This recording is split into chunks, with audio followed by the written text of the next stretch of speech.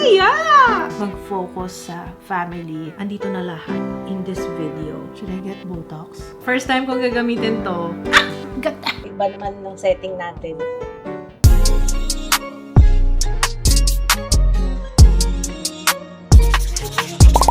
Hello! Hindi pa ako nakagawa ulit ng Get Ready With Me. Yung Get Ready With Me na meron tayong pupuntahang orahan. It's my first event of this year.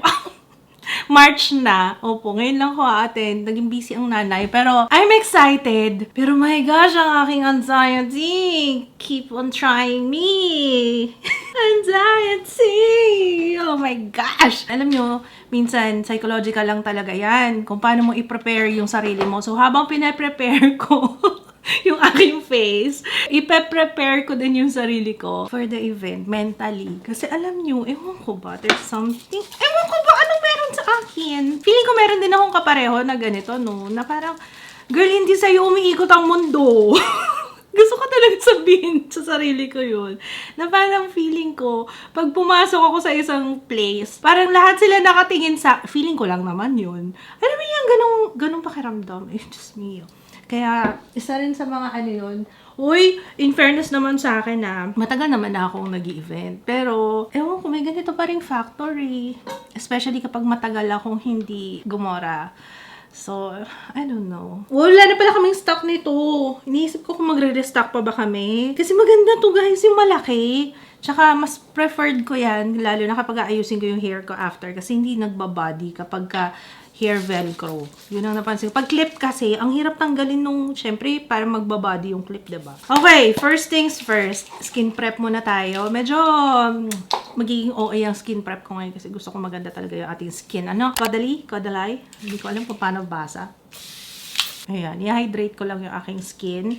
Hintayin natin siyang mag-set. Serum Garnier, vitamin C na gustong-gusto ko talaga siya. Nawawala na yung ano ko. Ang ganda ng effect sa akin eh. Nagiging clear talaga yung aking skin. Yung mga dark spots specifically. Ayan, lalo na dito sa baba, sa nose. Meron akong tiniris dyan sa ilong ko. Buti nga natanggal din siya agad eh. Basta huwag niyo lang kakalimutan mag-sunscreen pag nagaganyan kayo ha. Vitamin C sa morning, tas retinol sa gabi. Eye pack, sabi ko sa inyo. Napakaganda ng effect. Basta huwag niyong pagsasabayin ng same application. Pagkatas ng serum, I'll use the sunscreen. Skin Dough. The sunscreen. Invisible tong gamit ko. Napakatindi ng araw, no? Grabe. So, babawi na lang ako sa face para at least kahit papano, you know, prepared ako. Kasi sometimes, kapag hindi rin ako ganun ka-ready sa face ko, pag hindi ako nag-effort, parang isa pang factor yun. Parang hindi ako maging confident sa sarili ko. Kaya, mag-ayos tayo ng extra. Okay. Physically, magre-ready tayo, tapos mentally. Ngayon, i-hype ko yung sarili ko na, girl, okay lang yan. Akala mo ba pag ikaw talaga ang bida-bida? Feeling ko bida-bida lang ako, no? Parang pinaano ko yung sarili ko na parang kailangan maganda ako. Alam mo yung parang kailangan ba? Titingin ba sila lahat sa'yo? Pero syempre yung effort natin, diba? Mag-effort naman tayo. Lahat ng gagamitin kong products, ito yung mga sigurado ako na subok ko na. Para hindi naman tayo puro review lang, puro first impression. So, ito talagang trusted ko na tong sila. Dazzle Me Primer. Lalagay ko siya dito sa my middle. Kasi yung mga visible pores ko, nakakatulong siya. In fairness sa kanya. Para mas maganda yung lapat ng foundation. Dito lang, yan. And konti dito. Tapos yung pag-apply ko sa kanya, yung parang hindi siya pa-spread. Ganyan ba? Parang meron akong pinapalitadahan. Parang ganong effect. Foundation, ganyan ako pa iniisip. Magkukusyon ba ako today? Or, kasi okay ako sa cushion ngayon. Yun ang lagi kong takbuhan. Pero sige, mag-foundation tayo. Imimix ko yung dalawang foundation ko. Ginawa ko na yata to, no? Hindi ko sure kung na-film ko. NARS and Revlon Color Stay. Equal parts. Ang shade ko sa NARS is Fiji. And sa Color Stay, Revlon Color Stay is Warm Golden. Let's mix. Kumuha ko ng spatula. To blend, I will be using yung flat edge, round sides na blendy. Naalala ko nung last time, may natanan din kaming event. Pero ano naman yun, okasyon. Parang, girl, hindi mo birthday. Pero grabe yung anxiety ko. Bakit kaya?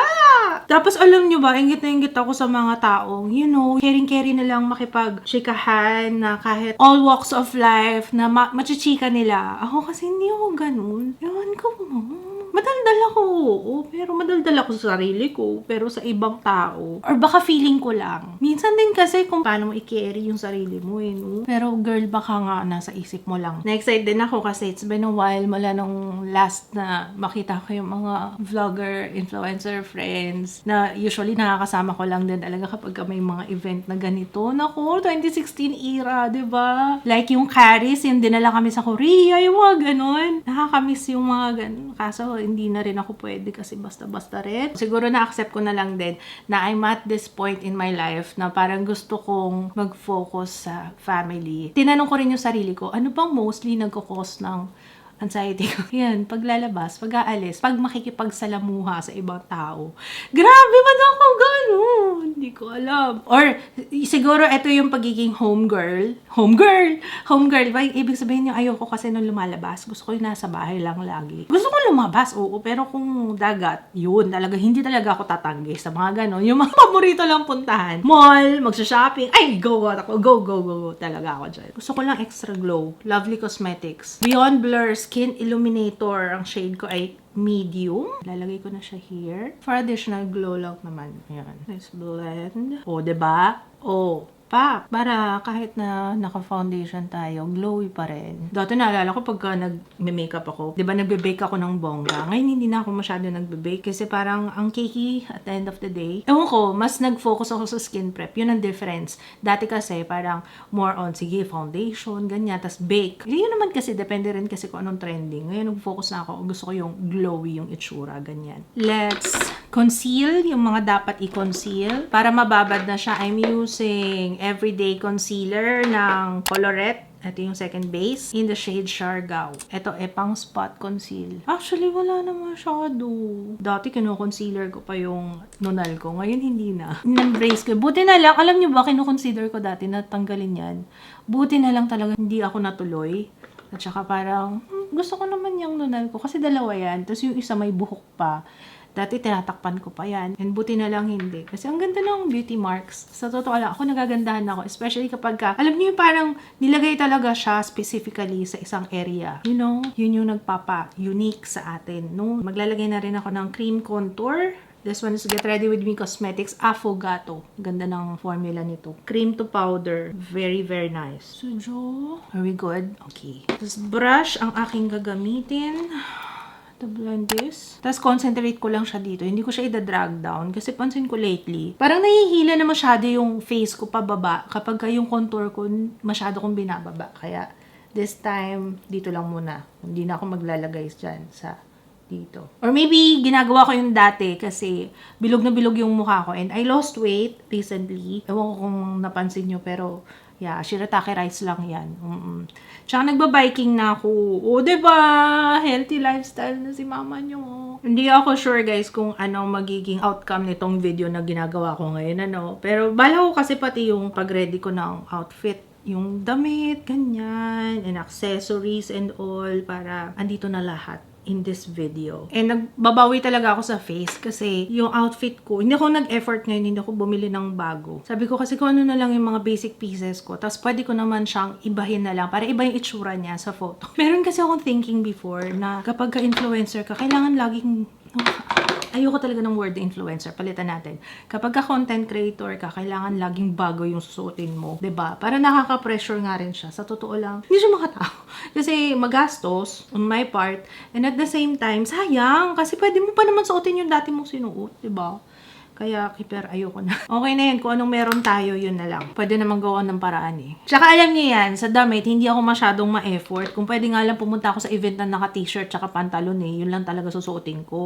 Mas ma-effort ako sa face, sa makeup, and sa hair, kesa sa outfit. Kasi, I don't know, siguro kanya-kanyang trip. Hindi ako masyadong basta ako komportable ako, okay na ako doon. Let's apply the cream blush. So, kung papansin nyo, lahat ng mga cream, ina-apply ko na ngayon before ako mag-powder. So, we will use ito. This one is Blush Duet ng Vice Cosmetics in Charm. Yung cream muna yung gagamitin natin. And mas maganda tong pang-apply stippling brush. So, I'll get my stippling brush. Ito siya, ganito. Yan. Mas gusto ko yung stippling brush sa kulay ha. Kasi hindi niya na nagagalaw yung base and at the same time, yung pagkaka-blend out niya, mas spread out and mas natitimpla ko yung dami ng pigment. Ayan. Perfect. Then sa nose, eto dito. Konti. There. Next, let's set with powder. I'm using Lux Organics. Yung kanilang matte powder. This one is translucent. Kung dati, bonggang baking talaga ginagawa ko. Ngayon, hindi. As in, set lang talaga. Oh, fudge. May nakalimutan ako. Sabi ko ako, concealer. Buti hindi ko pa nalagyan tong area na to. Shy, Lucky Beauty. Then, let's blend. Nakalimutan ko mag-eye patch siya. Oh well. Na-brighten na yung ating under eye area. Tingnan niyo, pag nakatagilid akong ganyan, nakikita ko na yung ko, meron na siya. Dati wala yan. Sign of aging. And it's normal and it's okay. Niisip ko kung magpapa-botox ako dyan or hindi Baka hindi na lang muna. I don't know. Malay nyo, umeffect naman yung sa retinol. Mag-firm naman yan kahit papano. Pero sa loob na kasi yan Nararamdaman ko talaga may hati siya. Should I get Botox? Should I? Baka iniisip nyo, naglagay ka ng blush, naglagay ka ng contour, tapos tsaka highlighter, tapos nag-powder ka, huwag kayong mag-alala. Trust the process. Once na mag-melt na yung powder on our face, lalabas yung mga yan. Kaya huwag kayong mag-alala. And I have oily skin, so pag naglagay ako ng cream, kailangan i-follow natin ng powder. So, mamaya na tayo mag-set ng blush powder, blush contour. So, babalikan natin yan later on. Magkilay muna tayo, Bay Free, as usual. Blonde. Bay Free Eyebrow Gel. My favorite talaga as in. Eyes, let's use Get Ready With Me Cosmetics na Color Lock in earth tone para kumapit talaga yung ating eyeshadow and yung kulay talagang mag-pop. Strokes! First time kong gagamitin to. Meron pala tayong first time na gagamitin. Ito yung Euphoria Eye Palette nila. 9-color eyeshadow palette. And ang ganda ng kulay Meron na tayong mga matte eyeshadows dito. Meron din siyang shimmer. Let's start with this one. Ito yung magagamitin nating base. Matte yan. Lalagay ko siya dito sa outer. And then, papasok sa crease. Ayan. Oh, that's nice. Okay. Maganda siyang pang transition. Ganda. Ang hirap pagka-hooded yung eyelids, no? So, ito ang aking technique. Binablend ko siya na nakaganyan as in para makita ko yung buong surface ng aking eyelid. And then, open your eyes kung saan magtatagpo na yung talukap mo at saka, 'di ba?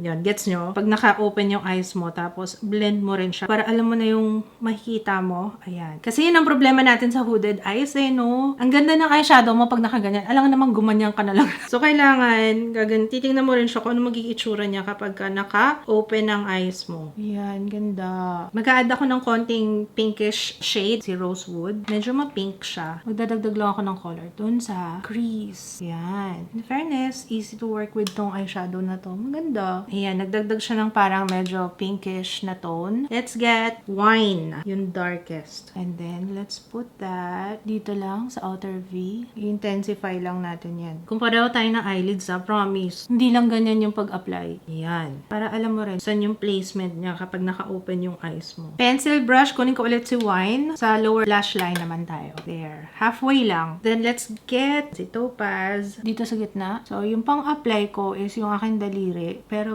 aayusin natin yan using a brush. Mas kumakapit siya kapag daliri yung gagamitin mo. And then, kuha ka na lang ng brush to clean the edges. Kagaya nito, ayoko nung may ganyan dyan. So, linisin lang natin. Or, you can use a flat na shader like this one. Yung ganitong flat. And then, para mas mapantay natin. Yan, kagaya nan. Gusto ko mayroong hati. Gusto ko kasi pag naka-open yung eyes ko, gusto ko nakikita pa rin yung glitter dyan. Para mas pantay. Pwede rin kayo mag-foil. Yun babasain nyo ng setting spray yung brush nyo para mas mag-pop talaga yung kulay. Yan, mapapansin nyo, tinitingnan ko talaga kung makikita pa rin siya. O yan. Eyeliner, Careline pa rin. The best talaga sila pagdating sa mga eyeliner, no? Ganito yung gagawin kong eyeliner for today. Gusto ko yung straight lang. Yan, like that. Tapos dulo lang. Kung saan yung area na pinakamataas, yun lang isusundan ko. Kalahati ng mata ko. May nagre-request nung nakaraan, ate, huwag mo nang i-cut yung paglalagay mo ng eyeliner. Okay, I'll try my best.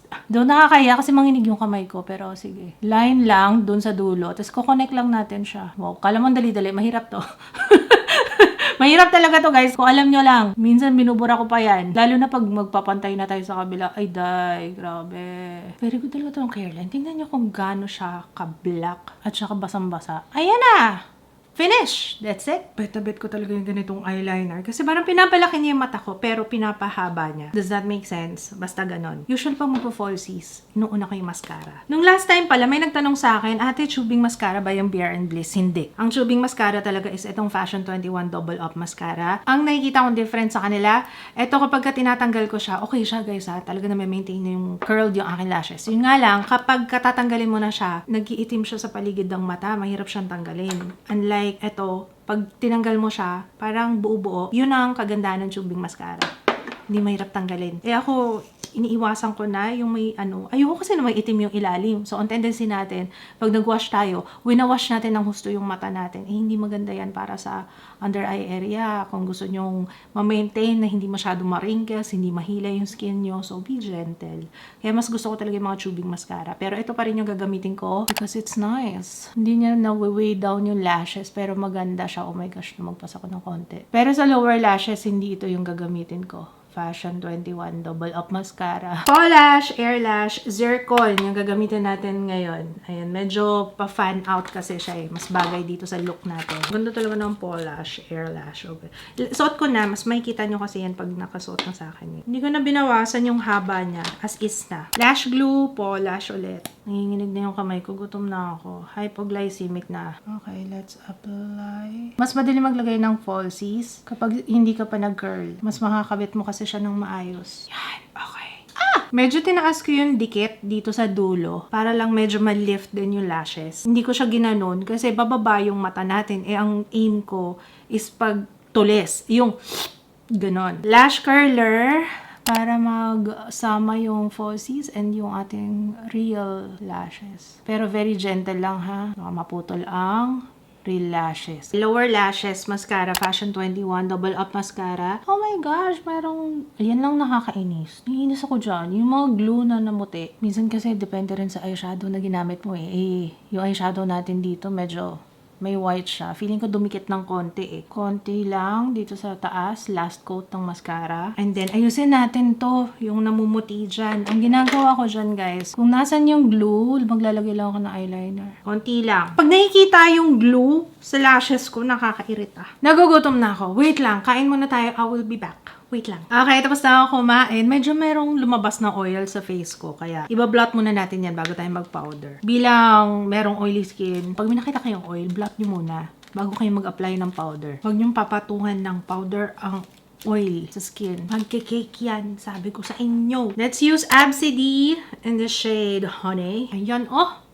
Girl, oh. Perfect. Wala na yung shine kanina. Let's apply the blush. Okay, ayusin na natin to. Charm ulit. Ito, of course, yung kasama niyang powder dyan. Yan yung gagamitin natin pang set.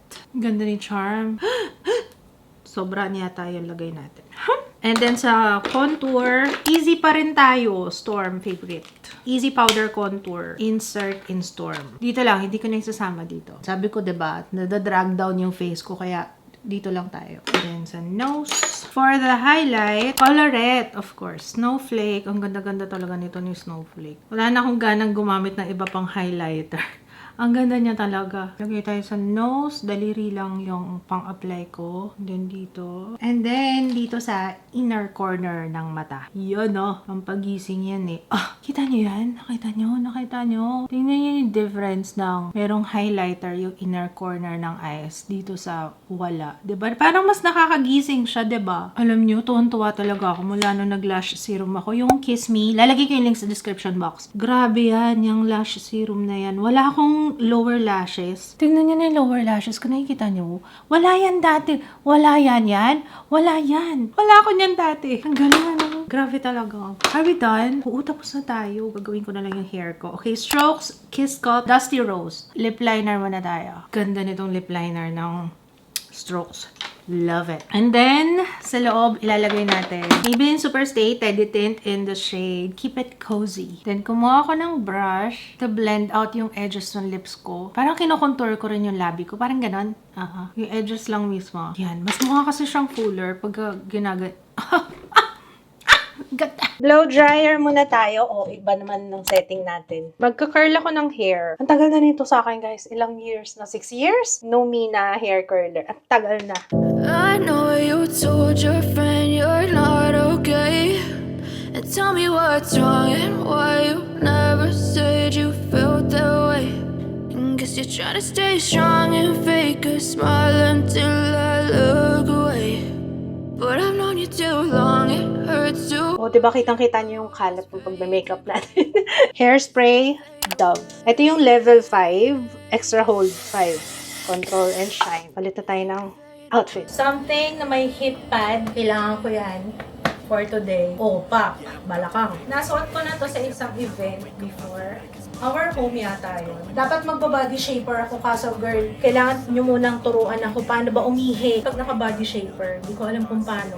So, i-research ko muna kung paano. Pag-aaralan ko muna, no? Kasi ako pa man din, maihiin na ako. Pero, may heat pad naman tayo eh. Kaya, feeling ko, carry boom na. Ito yung sinasabi ko sa inyo na ayokong bumili ng bago kasi kagaya nitong mga basic pieces na ganito, ang dami mong ways para isuot siya. Hanapin ko guys, hindi ako sure kung Shein to or nabili ko sa Lazada. Ilalagay ko na lang yung link sa description box. Feeling ko sa Lazada ko to binili. Ang ganda ng balakang. O, diba? Heat pad talaga is curly for the palaman.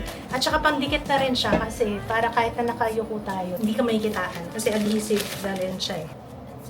O, diba? Mas full na siya. Hindi na siya sad. Happy na siya. For the added glow, Star Bomb. Ayun o. Accessories. Tapos, eto. Gusto ko kasi siya mas mahaba. Very simple kasi itong ano natin. White lang. So, accessorize na lang tayo. Ayan. Perfect! H&M. Bourbon. Ito Bourbon din to guys. Shoes Aldo. Pati yung bag ko later. Bourbon ulit. Itong Bourbon eh. Isa lang. Kasi yung empty nitong sa kabila. Bourbon ulit. More Bourbon. Ganda. Baka ma-hold up na talaga tayo nito guys. Bigay ko talaga lahat. Kasi peke po ito.